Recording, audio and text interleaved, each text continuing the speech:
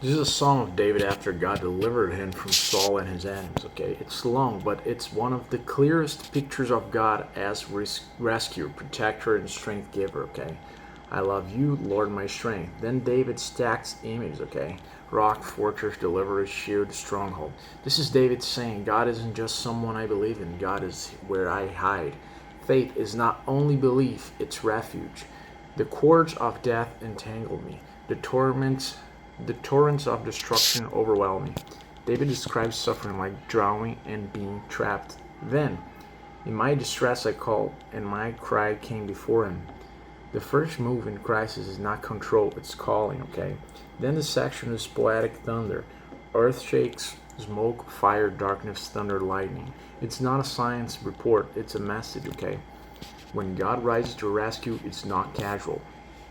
David wants you to feel God is not weak or distant. If God is for you, your enemies are not the biggest force in the room, okay? He reached down, he drew me out of deep waters. That's the core rescue image. He brought me out into a spacious place. Tight danger becomes open space.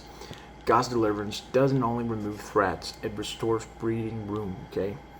Yeah, David says then that God dwelt with him according to righteousness. Again, not claiming sinless perfection, but covenant loyalty and sincerity. Then a key principle.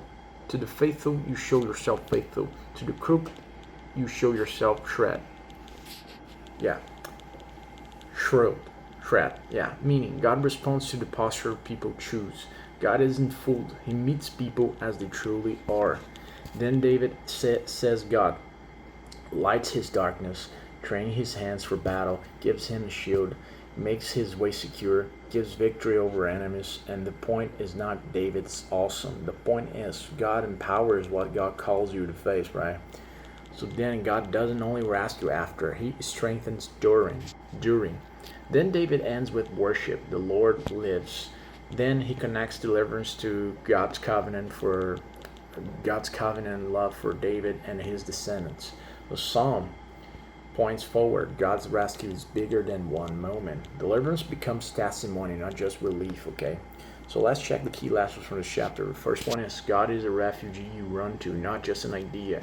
Second, crisis is a place to call, not perform. Third lesson, God's power is not threatened by chaos. Fourth lesson, the previous one was the third, yeah. Fourth now, God brings you from light to spacious. Fifth lesson, God strengthens those who he rescues. Sixth and final lesson, victory should end in worship, not pride.